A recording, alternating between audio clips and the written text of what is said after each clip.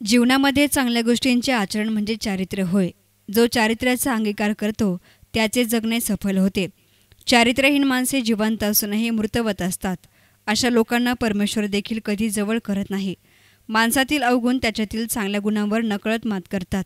अशा अवगुणामुळे माणूस जीवनातून कायमचा उठतो. परमेश्वर प्राप्तीचं नियत साधन प्राप्त करण्यासाठी माणसाला त्याच्याजवळ जावं लागेल. हा मार्ग सोपा आहे. चांगला विचार ग्रहण करण्यासाठी प्रत्येकानं अंतर्मुख होणं गरजेचं आहे. जगाने आपले स्मरण करावे असे जीवन जगले पाहिजे. आज संतांच्या विचारांची समाजाला गरज निर्माण झाली आहे. माथा टेक राहण्यासाठी तुकारामांची गाथा माहिती असावी. युवकांनी नैराश्य झटकून दे यासाठी चालत राहिले तर भविष्यातील सर्व गोष्टी त्यांच्या पुढे हात जोडून उभ्या राहतील. स्वर्गीय परजने अण्णा यांच्या जगण्यात स्वार्थ नव्हता. इतरांच्या सुखदुःखात सहभागी होऊन त्यांना आधार देण्याचं काम अण्णांनी केल्याचं प्रतिपादन आसनगाव येथील आध्यात्मक प्रचारक संस्थेचे संस्थापक जगन्नाथ महाराज पाटील यांनी व्यक्त केलं. कोपरगाव येथे गोदावरी खोरे सहकारी दूध उत्पादक संघाचे संस्थापक दिवंगत नेते नामदेवराव परजने पाटील यांच्या 13व्या पुण्यस्मरणानिमित्ताने सवंसर येथे आयोजित कार्यक्रमातील प्रथम पुष्प गुंफताना ते बोलत होते. तो करुणेचा मुहूर्त सापडला आणि त्या करुणेच्या मुहूर्तावर पडणारं जे संतांचं स्वप्न ते शेवटी विश्व कल्याणाला प्रसवणारं ठरलं. ज्ञानेश्वर माऊलींची स्वप्न पाहायला मिळतील. रिगो महाबोध सुकाळा माझी विश्व. बरं का बा, आम्ही अध्यात्मविद्या प्रचारक संस्थेचा लोगो बनवलाय. त्याच्यात माऊलीच्या अर्ध्या ओळीचा समावेश केलाय. आनंदाचे आवारू मांडू जगा. ह्या जगात आनंदाचे आवार मांडू, ह्या जगाला आनंद होईल असा सतत आमचा प्रयत्न राहील. हे त्यांचं स्वप्न आहे. खळाला स्वप्न कुठं पडलं? सामान्याचं स्वप्न काय, संतांचं स्वप्न काय? आता त्या संतांना स्वप्नात कोण भेटला? त्यांना स्वप्न कोणाशी निगडीत पडलंय? संतांच्या स्वप्न. या प्रसंगी नेवासा येथील संत तुकाराम महाराज संस्थानचे प्रमुख उद्धव महाराज मंडलिक अध्यक्षस्थानी होते. प्रारंभी स्वर्गीय परजने पाटील यांच्या प्रतिमेचं पूजन करण्यात आलं.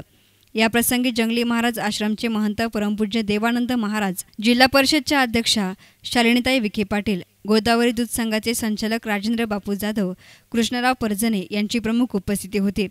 या प्रसंगी गोदावरी खोरे दूध संघाचे अध्यक्ष आणि जिल्हा परिषदचे सदस्य राजेश परजने यांनी प्रास्ताविक केलं. खरं तर मी आपला फार वेळ घेणार नाही. हे महाविद्यालय सुरू करीत असताना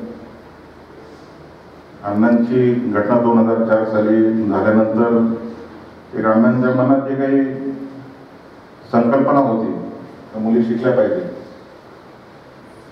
आणि त्या भावनेतून खरं सन्माननीय नामदार राधाकृष्ण विखे पाटील साहेबांनी आमच्या कुटुंबाच्या प्रमुख मान्य शालिनीताई विखे पाटील गावकऱ्यांनी त्यांच्याकडे प्रस्ताव ठेवला. पहिलं पुण्यस्मरणाच्या वेळेस तेव्हा मुलींची शिकण्याची इच्छा आणि मुली शिकल्या पाहिजेत अशा अण्णांची मनापासून जी तळमळ होती आणि या गावात आपण त्यांच्या नावाने एखादं महाविद्यालय सुरू करावं. आणि मला सांगायला आनंद वाटतो महाराज, त्याच्या वेळेस मान्य नंदासाहेब असतील किंवा आकाश असतील, क्षणाचा हे विलंब न लावता त्यांनी ताबडतोब होकार दिला. नामदेवराव परजने महाविद्यालय आणि महिला महाविद्यालयाच्या स्मरणिकांचं प्रकाशन याप्रसंगी करण्यात आलं. पुण्यस्मरण सोहळ्यानिमित्ताने तालुक्यातील सुमारे 10 शाळांना शालेय उपयोगी पुस्तकं भेट देण्यात आली. कार्यक्रमास विविध क्षेत्रातील मान्यवर, गोदावरी दूध संघाचे संचालक, विद्यार्थी विद्यार्थिनी आणि पालक मोठ्या संख्येनं हजर होते. जिल्हा परिषदच्या अध्यक्षा शालिनीताई विखे पाटील यांनी सर्वांचे आभार मानले. मार्गदर्शन आपल्याला मिळत राहणार आहे. नेवाशाला सुद्धा त्यांनी आपली वारकरी संप्रदायाची स्कूल तिथं सुरू केलेली आहे. आणि वारकरी संप्रदायामध्ये कारण महाराष्ट्र ही संतांची भूमी आहे. मोठे मोठे संत आपल्या ह्या महाराष्ट्रामध्ये होऊन गेलेले आहे. नगर जिल्हा तर तसा भाग्यवान आहे. नगर जिल्ह्याचं महत्व आत्ताच त्यांनी सांगितलं. अहमदनगर जिल्ह्याला काना मात्र काहीच नाही. अशा ह्या जिल्ह्यामध्ये जे मोठे संत होऊन गेलेले आहे, हे संतांचं जे तत्वज्ञान आहे, जे विचार आहे आपल्यामध्ये काढण्यासाठी जी वारकरी संप्रदायाची शाळा त्यांनी सुरू केलेली आहे, निश्चितच असे चांगले विद्यार्थी चांगले घडावे आणि असं तत्वज्ञान आपल्या भारतामध्ये देण्यासाठी हे विद्यार्थी तयार करण्यासाठी ते प्रयत्न करत आहे. निश्चितच त्यांचेही मनापासून आभार मानते. आणि देवानंद महाराज आपले नेहमीच प्रत्येक वर्षी आपल्यासाठी वेळात वेळ काढून त्यांचे जे काही वेळ नसल्यामुळं ते नेहमीच अण्णांचं जे भक्तगीत आहे, आवडतं गाणं आहे, ते आज वेळाभावी ते बहुतेक म्हणणार नाही, परंतु नेहमीच ते त्यांचं जे माऊली हे गाणं आहे आपल्याला नेहमीच प्रेरणा देत असतं आणि अशा दृष्टीने प्रेरणा देणारे संत महंत आपल्याला लाभतात। इथून पुढच्याही काळामध्ये हे संतांचे आशीर्वाद आपल्याला लाभतील आणि अण्णांची ही व्याख्यानमाला कायमस्वरूपी अशीच राहो। अण्णांचे हे विचार तुम्हाला आम्हाला कायम एक चांगली प्रेरणा देणारे ठरो असं मी माझ्या या शब्दातून सांगते। इथून पुढच्याही काळामध्ये नेहमीच सर्वांचं सहकार्य राहील अशी मी अपेक्षा व्यक्त करते व परत एकदा सर्व मान्यवरांचे आभार मानून आपण जास्तीत जास्त वेळ इथं देऊन हे जे काही आपल्याला प्रवचन असेल, जी सेवा आपल्याला ऐकायला मिळालेली आहे त्याबद्दल आपण शांत पद्धतीने इथे ऐकून घेतलेली आहे, त्याबद्दल आपले सर्व ग्रामस्थांचा मनापासून आभार मानते व उद्या आणि परवा आपले सर्व विद्यार्थी असतील, सर्व ग्रामस्थ असतील, निश्चितच त्यांनी सुद्धा या व्याख्यानाचा लाभ घ्यावा अशी मी आपल्या सर्वांना विनंती करते।